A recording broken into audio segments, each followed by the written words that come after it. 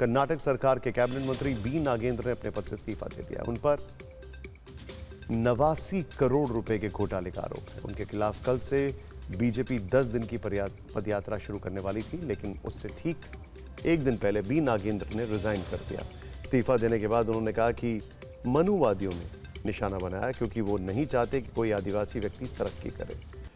संघ की 3 दिनों की वार्षिक अखिल भारतीय कार्यकारी मंडल बैठक यानी दिवाली बैठक 3 से 5 अक्टूबर को इंदौर में होगी। ये संघ शताब्दी वर्ष कार्यक्रमों की आखिरी बैठक है, जिसमें सभी 46 प्रांतों के पदाधिकारी शामिल होंगे। संघ में ढांचागत बदलाव पर लिए गए निर्णय को लागू करने की शुरुआत इस मीटिंग के बाद शुरू होगी।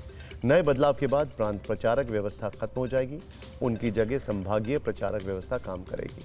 बीजेपी अध्यक्ष नितिन नवीन ने कल देश भर से पार्टी के चुनिंदा युवा नेताओं की बैठक बुलाई है। इस मीटिंग में देश के युवाओं के मिजाज और मौजूदा चुनौतियों को समझने के साथ उसके निदान पर विस्तृत चर्चा होगी।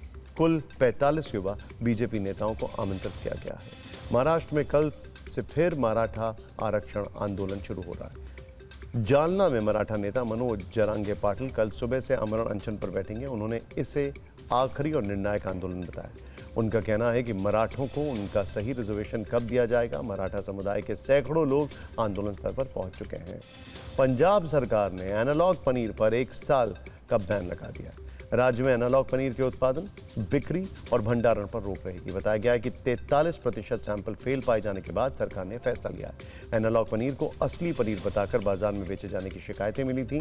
इससे पहले महाराष्ट्र, गुजरात, मध्य प्रदेश और छत्तीसगढ़ में एनालॉग पनीर बैन हो चुका है। महाराष्ट्र एफडीए ने पुणे में सिप्ला फार्मा CNF यानी कैरी एंड फॉरवर्डिंग दवा बिक्री का लाइसेंस रद्द कर दिया है। एफडीए के मुताबिक दवा की पैकेजिंग पर गलत तरीके से विज्ञापन किया गया।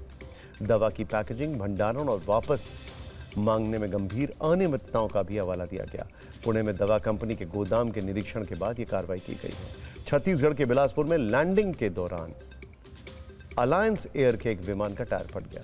जिस वक्त यह हादसा हुआ उस वक्त विमान में 37 यात्री समेत 41 लोग सवार थे। सभी लोगों को सुरक्षित बचा लिया गया। यह विमान दिल्ली से उड़ान भरकर बिलासपुर पहुंचा था।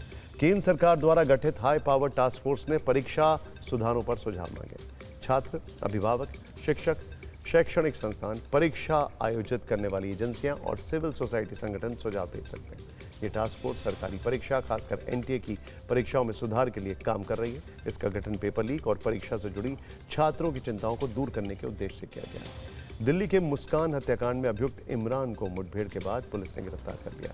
एनकाउंटर राजौरी गार्डन इलाके में हुआ। जवाबी कार्रवाई में इमरान के पैर में गोली लगी, जिसके बाद उसे अस्पताल में भर्ती कराया गया।